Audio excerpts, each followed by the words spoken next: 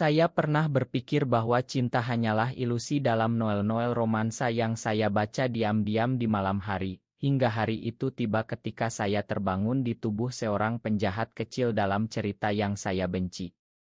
Tubuh ini bukan milik saya, tapi milik seorang pemuda bernama Arya, seorang pohi, karakter pendukung jahat yang ditakdirkan mati tragis demi kemajuan plot.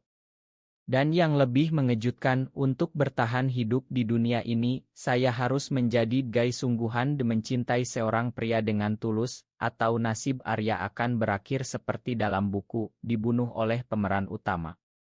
Saya membuka mata, dan yang pertama saya rasakan adalah panas matahari Jakarta yang menyengat kulit. Bukan kamar kos saya yang sempit di pinggiran kota, tapi sebuah kamar mewah di sebuah rumah besar di kawasan elit Menteng. Saya bangun dengan cepat, melihat ke cermin, dan melihat wajah yang asing, mata sipit khas Jawa, rambut hitam lurus, dan senyum licik yang seharusnya milik Arya Wijaya, putra seorang pengusaha kaya yang iri pada saudara tirinya. Ini gila, gumam saya dalam hati. Saya, seorang pemuda biasa bernama Rian yang bekerja sebagai editor buku di sebuah penerbit kecil di Bandung, tiba-tiba berada di dalam novel berjudul Cinta di Tengah Badai yang baru saja saya selesaikan membacanya semalam. Buku itu penuh drama, pemeran utama, Bima, seorang pemuda miskin tapi tampan jatuh cinta pada Adi, pewaris keluarga kaya. Arya adalah saudara tiri Adi yang selalu berusaha memisahkan mereka karena iri dan ambisi warisan. Dalam buku, Arya mati di bab 15, dibunuh oleh Bima setelah ketahuan meracuni Adi. Tapi sekarang, saya adalah Arya. Dan sebuah suara aneh di kepala saya, seperti sistem game, berkata, "Selamat datang di dunia buku. Untuk bertahan, Anda harus mengubah nasib Pohi. Jadilah gay sungguhan, cintai dengan tulus, atau mati seperti aslinya." Saya tertawa pahit. Saya bukan gay, setidaknya itulah yang saya yakini. Di dunia nyata, saya punya pacar perempuan, meski hubungan kami hambar. Tapi di sini, di Indonesia yang penuh norma sosial ketat, di mana cinta sesama jenis sering disembunyikan di balik senyum palsu, saya harus belajar mencintai pria. Ini bukan sekadar tantangan, ini perang melawan diri sendiri. Saya turun ke ruang makan di mana keluarga Wijaya sedang sarapan. Ayah, seorang pengusaha tambang di Kalimantan, memandang saya dingin. "Arya, hari ini kamu harus menemani Adi ke acara bisnis di Bali. Jangan buat masalah lagi." Adi, saudara tiri saya yang tampan dengan senyum hangat, mengangguk sopan. Dia adalah pemeran utama kedua, pria yang dicintai Bima. Saya ingat plot, Arya selalu iri pada Adi karena dia lebih disayang ayah. Tapi sekarang melihat Adi, hati saya berdegup aneh. Bukan karena iri, tapi karena apa? Saya menggelengkan kepala. "Okus, Rian. Ini hanya tubuh Arya. Jangan biarkan emosi ini menguasai." Kami berangkat ke Bali dengan jet pribadi. Di pesawat, Adi bertanya, "Kak, kenapa kamu berubah? Biasanya kamu marah kalau harus bersamaku." Saya tersenyum kaku. Mungkin aku sedang belajar menjadi saudara yang lebih baik. Tapi dalam hati, saya berpikir, Adi bukan target. Target adalah Bima, pemeran utama yang akan bertemu Adi di Bali. Dalam buku, Arya mencoba memitnah Bima, tapi gagal dan mati. Untuk mengubah nasib, saya harus mendekati Bima. Ide itu membuat perut saya mual. Saya bukan aktor, saya hanyalah pembaca yang terjebak. Di Bali, di sebuah resor mewah di Nusa Dua, saya bertemu Bima untuk pertama kali. Dia adalah pelayan di hotel, tinggi, berotot dari kerja keras, dengan kulit sawo matang khas anak pantai. Matanya tajam, penuh semangat. Saat dia menyajikan minuman, tangannya menyentuh tangan saya secara tak sengaja. Listrik menyambar. "Ma, Tuan," katanya dengan aksen Bali yang lembut. Saya menatapnya, dan tiba-tiba, suara sistem itu muncul lagi, kesempatan pertama, dekati dia dengan tulus. Hati saya berdebar. Ini bukan cinta, ini surreal. Tapi mengapa rasanya begitu nyata? Malam itu, saya berjalan di pantai sendirian, angin laut menerpa wajah. Mengapa aku, gumam saya? Di dunia nyata, saya biasa saja, tak pernah mempertanyakan orientasi saya. Tapi di sini, setiap pandangan ke Bima membuat dada saya sesak. Apakah ini pengaruh tubuh Arya, atau sesuatu yang lebih dalam? Saya ingat masa kecil saya di Bandung, di mana teman-teman bergurau tentang cowok-cowok, dan saya selalu diam, mungkin ada yang tersembunyi. Tapi sekarang bukan waktunya ragu. Saya harus bertindak. Keesokan harinya, saya sengaja mencari Bima di hotel. "Hei, kamu Bima, kan? Aku Arya. Mau jalan-jalan bareng?" Dia terkejut tapi mengangguk. Kami berjalan di pasar Ubud di antara patung-patung kayu dan kain batik. Bima bercerita tentang hidupnya, yatim piatu, bekerja keras untuk adiknya di desa. "Hidup ini keras, Tuan. Tapi aku percaya pada cinta yang tulus." Kata-katanya menusuk. Saya sebagai Arya seharusnya membencinya. Tapi malah saya merasa tertarik. "Cinta tulus? Apa itu ada?" tanya saya. Dia tersenyum. "Ada kalau kita berani." Pertemuan itu membuat saya gelisah. Malamnya di kamar hotel, saya berpikir, ini hanya strategi. Tapi mengapa setiap ingat senyumnya, hati saya bergetar. Sistem itu berkata, progres 10. Lanjutkan atau mati. Saya harus lebih dalam. Tapi Adi mulai curiga. "Kak, kamu dekat dengan pelayan itu. Hati-hati, jangan bikin malu keluarga." Kata-katanya seperti pisau. Di Indonesia, di mana norma agama dan masyarakat menekan cinta seperti ini adalah tabu. Tapi saya tak bisa mundur. Hari berikutnya, saya ajak Bima ke Pantai Kuta. Kami bicara panjang lebar. Dia cerita tentang mimpi menjadi seniman, melukis pemandangan Bali. Saya cerita tentang di masa lalu Arya, yang sebenarnya campuran dengan hidup saya. "Aku pernah iri pada semua orang," kata saya. "Tapi sekarang aku ingin berubah." Dia memegang tangan saya. Berubah itu butuh keberanian. Sentuhan itu hangat, membuat saya panik. Apakah ini nyata? Atau hanya ilusi buku? Konflik mulai muncul. Adi melihat kami bersama dan marah. "Kak, apa yang kamu lakukan? Dia cuma pelayan." Saya balas, "Dia lebih dari itu." Pertengkaran itu membuat ayah memanggil saya pulang. Tapi sistem berkata, progres 20. Jangan berhenti. Saya tahu ini baru awal. Reaksi masyarakat, keluarga, dan diri sendiri akan menjadi badai. Di pesawat pulang, saya termenung. Bima memberi saya gelang kayu sebagai kenang-kenangan. "Ingat aku," katanya. Saya pegang erat. Ini bukan permainan lagi. Hati saya mulai terbuka dan itu menakutkan. Kembali ke Jakarta, hati saya seperti lautan yang bergolak. Setiap malam, saya memimpikan Bima, senyumnya, suaranya, sentuhannya yang tak sengaja. "Ini gila," gumam saya pada diri sendiri di cermin. Saya, Rian, yang dulu menganggap cinta sesama jenis hanyalah iksi dalam novel yang saya baca sembunyi-sembunyi, sekarang merasakannya dalam tubuh Arya. Sistem itu terus mengingatkan progres 25. Kembangkan perasaan atau nasib Pohi menanti. Tapi bagaimana? Bima di Bali, saya di sini, terperangkap dalam intrik keluarga Wijaya. Ayah memanggil saya ke ruang kerjanya. "Arya, aku dengar kamu dekat dengan pelayan di Bali. Jangan nodai nama keluarga." Matanya penuh amarah. Di Indonesia, di mana nilai-nilai tradisional masih kuat, hubungan seperti ini bisa menghancurkan reputasi. Saya menunduk, tapi dalam hati memberontak. "Itu bukan urusan ayah," balas saya pelan. Adi yang berdiri di samping tersenyum sinis. Dia tahu plot buku, dia akan bertemu Bima lagi, jatuh cinta, dan Arya akan menjadi penghalang. Saya memutuskan menghubungi Bima melalui ponsel yang saya curi nomornya.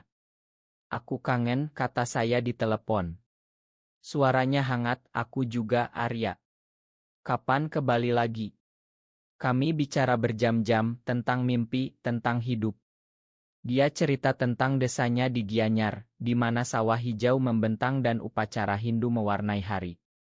Saya cerita tentang tekanan keluarga, tanpa menyebut rahasia. Setiap kata membuat ikatan kami lebih kuat. Tapi saya ragu apakah ini tulus atau hanya untuk bertahan.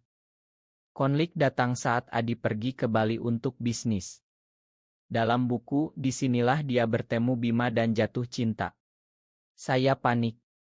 Jika plot berjalan seperti asli, Arya, saya akan mencoba memisahkan mereka, tapi gagal dan mati.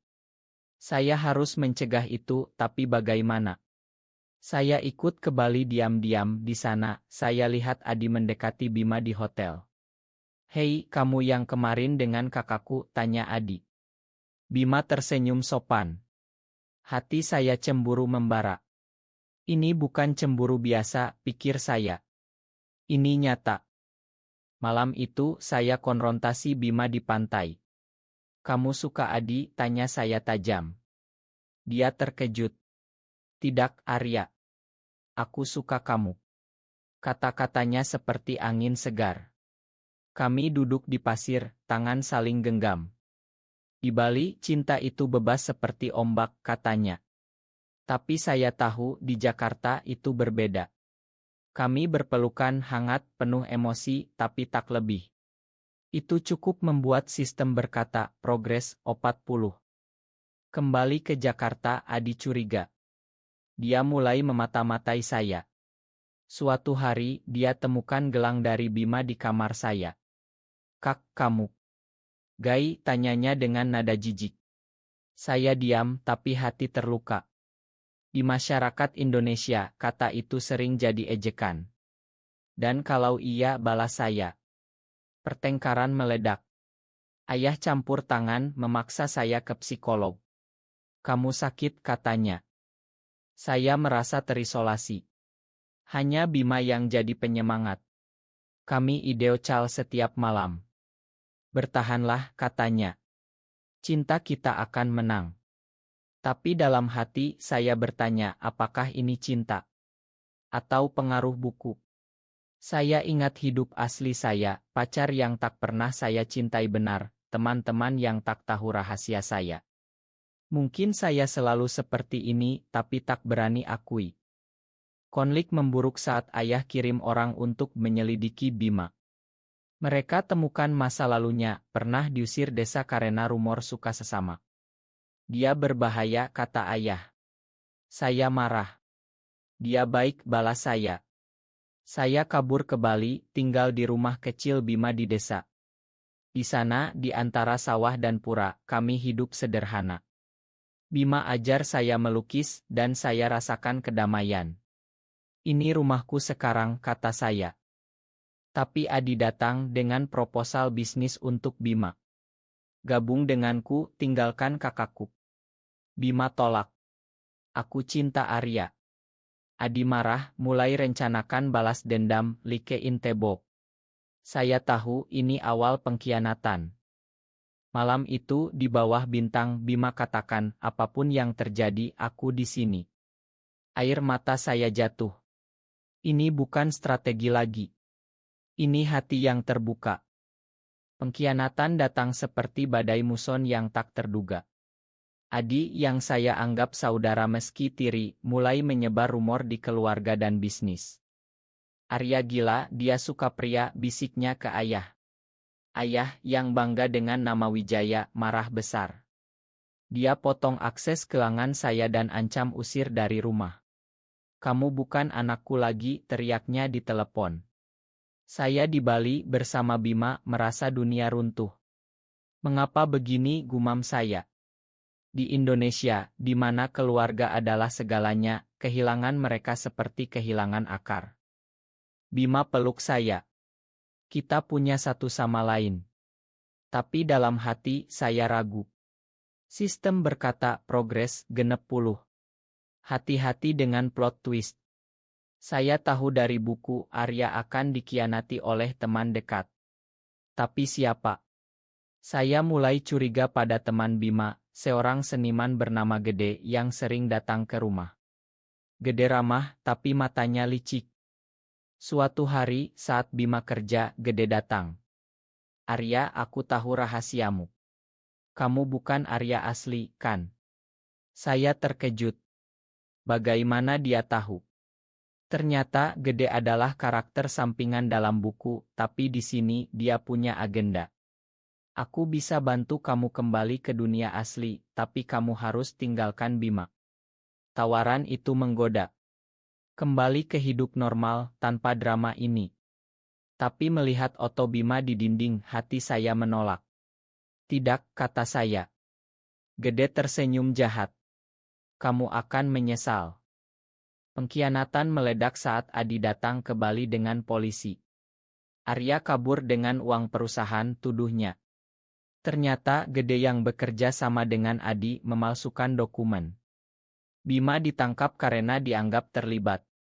Ini salah paham, teriak saya. Di kantor polisi di Denpasar, saya lihat Bima diborgol, matanya penuh kecewaan. Arya, apa kamu bohong padaku? Tanyanya. Saya menangis. Tidak, ini jebakan. Saya harus buktikan inosence. Saya hubungi pengacara keluarga, tapi ayah tolak. Biarkan dia belajar. Sendirian saya selidiki. Ternyata Adi iri karena ayah lebih sayang saya dulu, sebelum ibu tiri datang. Kamu selalu dapat segalanya, kata Adi saat saya konfrontasi di hotelnya. Sekarang giliranmu menderita. Kata-katanya menusuk. Kami saudara, tapi darah tak selalu berarti ikatan. Dalam sel, Bima kirim pesan melalui teman, aku percaya kamu. Itu beri saya kekuatan. Saya ingat masa kecil Arya yang sebenarnya mirip hidup saya, kesepian, mencari kasih sayang. Mungkin itu mengapa saya terhubung. Saya temukan bukti email Gede ke Adi. Saya serahkan ke polisi. Bima bebas, tapi luka hati tetap. Kami bertemu di pantai Sanur. Makan aku, kata saya. Aku tak pernah bohong tentang perasaanku. Bima peluk saya. Aku tahu. Tapi sistem berkata, progres, 75. Ujian terakhir datang. Saya tahu, Caotro mendekat. Adi tak berhenti. Dia ancam publikasikan oto kami. Kamu akan hancur di mata masyarakat. Di Indonesia, di mana masih kontroversial, itu bisa berbahaya. Saya ragu apakah layak bertahan. Tapi melihat Bima yang rela kehilangan segalanya, saya putuskan lawan. Kami kembali ke Jakarta bersama. Saya konfrontasi ayah. Aku cinta Bima dan itu tak salah. Ayah terdiam, tapi Adi marah. Pertengkaran memuncak, Adi pukul saya. Bima lindungi. Cukup, teriak ayah. Untuk pertama kali, ayah lihat sisi manusiawi. Malam itu, saya termenung. Pengkhianatan Adi membuat saya pertanyakan segalanya. Tapi cinta Bima menyembuhkan. Kita akan lewati ini, katanya. Caotro datang seperti gempa di Yogyakarta, tiba-tiba dan menghancurkan. Adi tak puas dengan kegagalan, sebarkan oto kami di media sosial. Pewaris Wijaya Gai, judul berita. Di Indonesia, di mana opini publik bisa membunuh karir, telepon saya berdering tak henti. Teman keluarga menjauh, bisnis ayah terguncang. Ini akhir, gumam saya. Sistem berkata, progres, 85. Bertahanlah dengan cinta tulus. Bima di sisi saya, di apartemen kecil di Jakarta Selatan yang kami sewa. Aku tak peduli dunia, katanya. Tapi saya lihat matanya lelah. Dia kehilangan pekerjaan di Bali karena rumor. Ini salahku, kata saya. Kami berdebat pertama kali. Kamu datang ke hidupku dan sekarang semuanya hancur, teriaknya. Kata-katanya seperti pisau. Saya menangis sendirian di balkon, hujan deras membasahi wajah. Apakah ini layak, tanya hati saya. Di dunia asli, hidup saya aman tanpa skandal. Tapi tanpa Bima itu kosong. Ayah panggil kami. Arya, bawa pria itu. Di rumah besar, ayah duduk dengan wajah lelah. Aku tak setuju, tapi aku tak mau kehilangan anak. Adi di sana, tapi diam ternyata ayah tahu Adi pelaku. Kamu iri, Adi. Tapi keluarga tak boleh saling hancurkan. Adi menangis. Ma, Kak. Rekonsiliasi datang, tapi luka dalam. Tapi masalah tak selesai. Aktivis konserati demo di depan rumah, panggil kami penyimpang. Debat panas tentang LGBT di masyarakat Indonesia. Saya merasa terpojok. Mungkin kita pisah, kata saya pada Bima. Dia marah. Itu artinya kamu tak tulus. Kami bertengkar hebat. Dia pergi kembali ke Bali. Sendirian saya jatuh ke lubang hitam. Sistem bagaimana keluar, tanya saya. Selesaikan misi, cintai tulus, ubah nasib. Saya sadar, cinta tulus berarti tak menyerah. Saya kejar Bima ke Bali, naik kereta malam ke Surabaya lalu Eri. Di desanya, di bawah pohon beringin suci, saya temukan dia. Aku tak bisa tanpamu, kata saya. Makan ketakutanku. Bima peluk saya. Aku juga takut, tapi bersama, kita kuat. Kami berdamai di tengah angin sawah yang sejuk. Sistem berkata, progres, 85. Akhir mendekat. Kami putuskan hidup bersama, meski tantangan. Kami mulai bisnis kecil, galeri seni di Ubud, lukisan Bima dengan cerita Indonesia. Tapi twist terakhir, Gede muncul lagi, dengan bukti bahwa saya bukan Arya. Aku tahu kamu traitor, katanya. Kembalilah atau aku bunuh Bima. Ancaman itu nyata. Saya harus pilih, kembali ke dunia asli, atau bertahan dan risikokan nyawa. Malam itu, saya cerita semuanya pada Bima. Aku dari dunia lain. Dia terkejut, tapi percaya. Siapapun kamu, aku cinta dirimu sekarang. Kata-katanya beri kekuatan. Kami jebak Gede, rekam pengakuannya, serahkan ke polisi. Krisis berlalu. Ayah terima kami pelan-pelan. Adi minta maaf tulus. Masyarakat. Tak semua setuju, tapi kami hidup untuk diri sendiri. Di puncak segalanya, saya sadar bahwa perjalanan ini bukan hanya untuk bertahan, tapi untuk menemukan diri. Di galeri kami di Ubud, di antara lukisan-lukisan yang menceritakan cinta terlarang, saya lihat Bima melukis dengan penuh gairah. Ini untuk kita, katanya. Sistem berkata, progres, 88. Satu langkah lagi. Kami hadapi ujian terakhir, pernikahan simbolis di pura, meski tak resmi di Indonesia. Hanya keluarga dekat, ayah, Adi yang sudah berubah, dan teman-teman Bima. Di bawah langit Bali yang cerah, kami tukar cincin kayu. Aku cinta kamu selamanya, kata Bima. Air mata saya jatuh. Ini tulus, bukan paksaan. Tapi malam itu, sistem muncul, misi selesai. Kamu bisa kembali ke dunia asli. Pilihan itu datang. Kembali ke Rian dengan hidup aman tapi kosong, atau tinggal sebagai Arya, dengan cinta nyata. Hati saya terbelah. Bagaimana tanpa kamu, tanya Bima saat saya cerita. Pilih yang terbaik untukmu. Saya termenung sepanjang malam, ingat perjalanan dari penolakan, pengkhianatan, hingga penerimaan. Di Indonesia, di mana perjuangan LGBT adalah perjuangan harian, saya temukan kekuatan. Aku tinggal, putuskan saya. Sistem menghilang dan saya merasa bebas. Hidup berlanjut. Bisnis berkembang, kami adopsi anak yatim dari desa. Adi jadi saudara sejati, ayah bangga. Masyarakat pelan-pelan terima, meski tak semua. Kami jadi inspirasi bagi yang tersembunyi. Tapi kadang saya rindu dunia asli. Apakah aku salah pilih, gumam saya. Bima jawab, cinta tak pernah salah. Akhirnya, di usia kami yang mulai menua, saya lihat kembali perjalanan itu sebagai kisah personel yang penuh makna. Di rumah kecil kami di pinggir sawah Gianyar, Bima dan saya duduk di teras, memandang matahari terbenam. Kita berhasil, katanya, tangan saling genggam. Anak angkat kami, seorang gadis kecil bernama Sari, bermain di halaman. Hidup ini, meski penuh badai, berakhir dengan kedamaian. Saya ingat Hok awal, saya pernah berpikir cinta hanyalah ilusi, hingga terjebak di dunia ini. Sekarang saya tahu, cinta tulus mengubah nasib. Di Indonesia, di mana norma sering menekan, kami buktikan bahwa menjadi diri sendiri adalah kunci bertahan. Tak ada lagi pohi, hanya manusia yang mencintai.